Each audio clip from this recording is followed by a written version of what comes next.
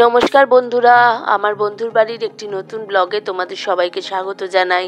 তোমরা সবাই কেমন আছো? আশা করি সবাই খুব ভালো আছো। এই স্বাগত নামটা আমাদের সবার মুখে মুখে বেশ ঘুরে ঘুরে চলে আসে, আর এই নামটাই আমার জীবনে ভীষণ স্পেশাল একটা নাম, কারণ ওটা আমার ছেলের নাম। চলো বন্ধুরা, আর দেরি না করে আজকে রান্না শুরু করি। আজ আমি বানাচ্ছি সর্ষে দিয়ে পাবদা মাছ, কিন্তু সর্ষেটা আমি এখানে বাটবো না। চট জলদি সর্ষে দিয়ে পাবদা মাছ রান্না করার রেসিপিটা আজকে আমি তোমাদের দেখাবো, দেখে নাও তোমরা সবাই।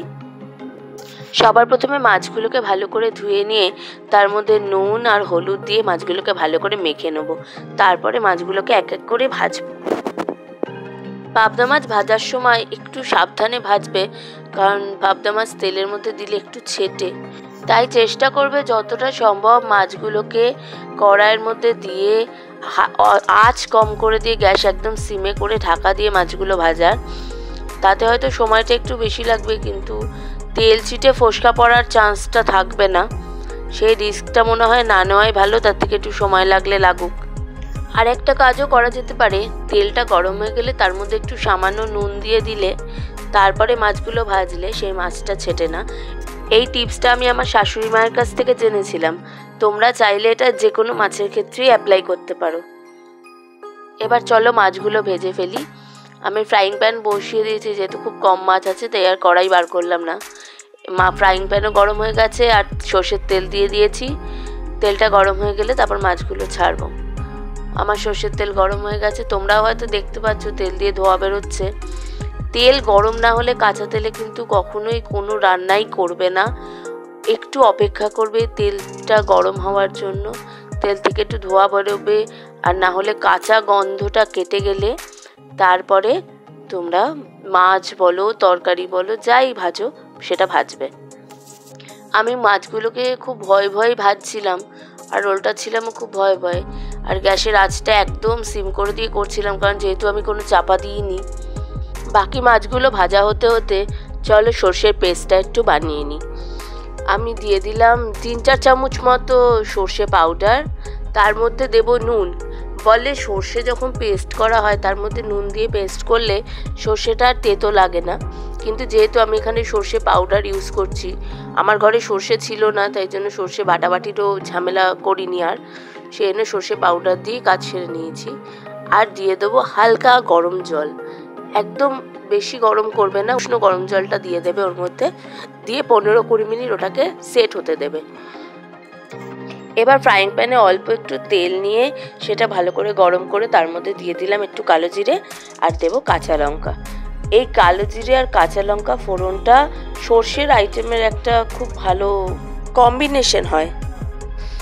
দেখুন কাঁচা লঙ্কাগুলো দেওয়ার সাথে সাথে এমনভাবে ছিট করছে আর ফাটছে, যেন মনে হচ্ছে এক্ষুনি আমার সাথে যুদ্ধ অবতীর্ণ হবে, আমাকে ডাকছে যুদ্ধ করবি আয়, যুদ্ধ করবি আয়। আমার ওদিকে সর্ষের পেস্টও একদম রেডি হয়ে গেছে, আর দিয়ে দিলাম সর্ষের পেস্টটা। আর আমি এখানে কাঁচা লঙ্কার পেস্টটা ইউজ করিনি, আর সেই জন্য দিয়ে দিলাম একটু শুকনো লঙ্কার গুঁড়ো, আর দেবো একটু কাশ্মীরি লঙ্কার গুঁড়ো, সেটা রঙটা একটু লাল হওয়ার জন্য।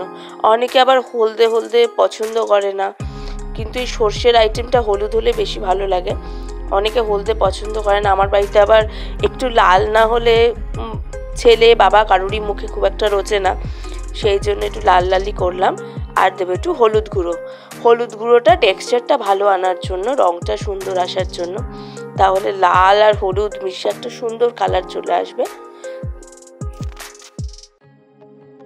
হলুদটা দেওয়ার পর যেমন বলেছিলাম কাশ্মীরি লঙ্কার গুঁড়োটাও দিয়ে দিয়েছি। এবার দেখুন কীরকম ম্যাজিক হয় আর কীরকম গ্রেভিটা লাল লাল হয়ে যায়। এবার এর মধ্যে একটু দিয়ে দিলাম অল্প জল, জল দিয়ে মশলাগুলোকে ভালো করে একটু কষিয়ে নেব। একটু তেল ছাড়বে তখন মাছগুলো ছাড়বো। আপনাদের যদি আরেকটু জল লাগে আপনারা আপনাদের প্রয়োজন মতো দিয়ে দেবেন। আমার একটু লাগবে মনে হলো তাই আমি আরেকটু জল দিলাম। জল দিয়ে একটু ফুটে উঠেছে দেখুন, এবার আমি মাছগুলো ছেড়ে দেবো একটা একটা করে। চলুন মাছগুলো ছেড়ে দিই এর মধ্যে।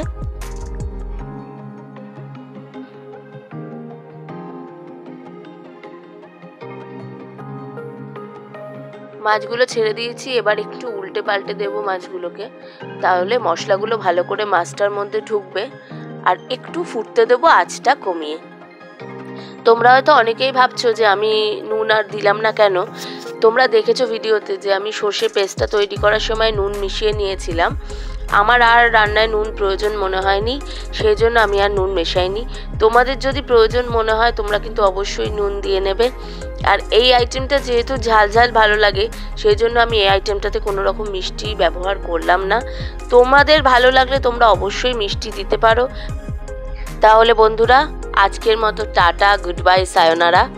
আবার দেখা হবে আমার নতুন কোনো ব্লগে, নতুন কোনো রান্না নিয়ে বা কোনো ট্যুর নিয়ে। আমার আজকের এই রান্না সর্ষে দিয়ে পাবদা মাছ তোমাদের কেমন লাগলো আমাকে কমেন্টে প্লিজ জানিও। তোমরা বাড়িতে চেষ্টা করো রান্নাটা করার। যদি আমার রান্না ভালো লাগে, তোমাদের যদি খেয়ে ভালো লাগে এই রেসিপিটা, তাহলে একটা লাইক আর একটা শেয়ার করে দিও। আর প্লিজ আমার চ্যানেলটা সাবস্ক্রাইব করতে ভুলো না।